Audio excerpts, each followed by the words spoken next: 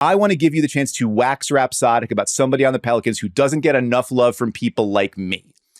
Everybody talks about Zion. People talk, Brandon Ingram's been an all-star. Who is someone on the Pelicans that you want to celebrate? Because divine intervention is, if nothing else, a celebration. So I think Herb Jones needs to be the guy here. Herb Jones is, in my opinion, a foundational pillar of this team, right? They drafted him 35th overall, hoping that, hey, he can, maybe be a role player. Year one, he's thrown into a fire as a starting stopper, like a defensive stopper. Willie Green kind of makes the call. There was rumors about him at training camp. That's where he got his nickname, not on Herb, that he's just this fantastic defender. Willie Green, there was a couple injuries to start the season that first year. And Willie Green's like, you know what, I'm starting Herb Jones. And people are like, cool, let's do it.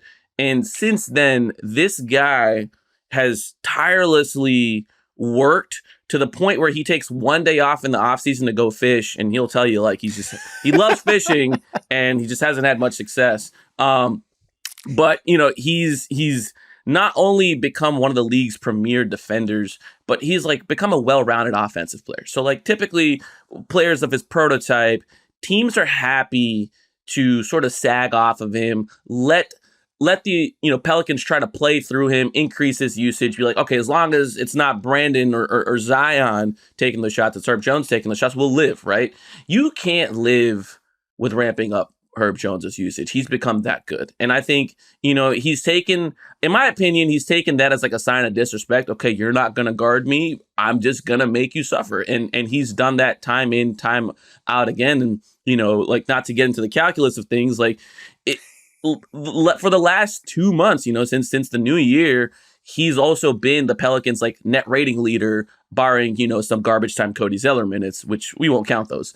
But like he's just been so incredibly important to this team, and everyone knows how good of a defensive player he is. I'm just not sure people have caught on to how good he's become offensively, particularly off the ball. He's shooting around 41% from three, a little bit low volume, but he's playing a very complete game. So he's being used as a screener. His like usage and screening actions has increased. He's finishing with his offhand at such a high clip. I think one of the biggest improvements he's made this year is just finishing overall. He came into the league in summer league just like whiffing layups. He just would leave him short at the rim, and now he's become a very high level finisher for his position. And when you need him to play make, especially in short roll situations, like he's very, very good at reading the floor. And so I think Herb Jones needs all the love and all the credit, and that guy, this team would be nowhere without him. I love that for a lot of reasons. One, because I love the idea of going from not on Herb to not off Herb. Like you can't sag off Herb anymore. Like you got to make sure you're up to touch, that you're contesting that for real.